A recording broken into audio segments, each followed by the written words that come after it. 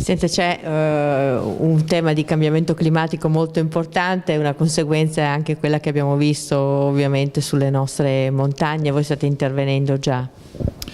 Sì, Veneto Agricoltura gestisce le foreste demaniali della regione, quindi foreste come la foresta di Giazza nel Veronese Vicentino o la foresta del Cansiglio nel Bellunese. Nelle nostre foreste noi interveniamo e siamo intervenuti immediatamente il giorno dopo la tempesta con i nostri uomini, con i nostri mezzi, intanto per liberare le strade e per mettere le aree in sicurezza.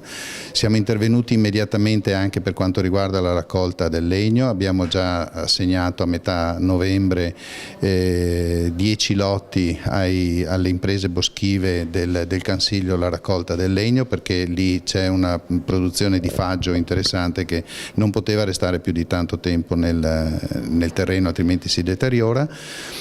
Ci mettiamo a disposizione attraverso i nostri operai forestali, i nostri 500 operai forestali, ci mettiamo a disposizione della Regione per quanto riguarda gli interventi che la Regione ci chiederà di fare, ma soprattutto noi avremo un ruolo determinante nella ricrescita dei boschi, perché attraverso i nostri vivai certificati, attraverso marchi come Flora Veneta che sono di proprietà di Veneto Agricoltura, noi riusciamo a garantire con la certificazione che il prodotto che noi forniamo, quindi l'alberello che noi dobbiamo dare ai vivaisti che dopo lo devono far crescere, sia autoctono e di origine veneta. Questo è molto importante anche nel rispetto delle leggi regionali. C'è il limite del tempo?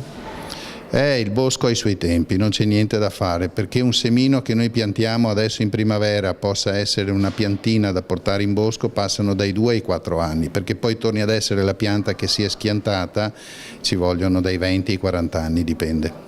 Però avete messo in campo una bella forza produttiva, diciamo così. Sì, sicuramente sì, non è ancora sufficiente, adesso vedremo con il commissario, con il presidente Zaia quali saranno le prospettive per il futuro, però noi già vogliamo essere pronti su quello che il presidente Zaia ci chiederà di fare.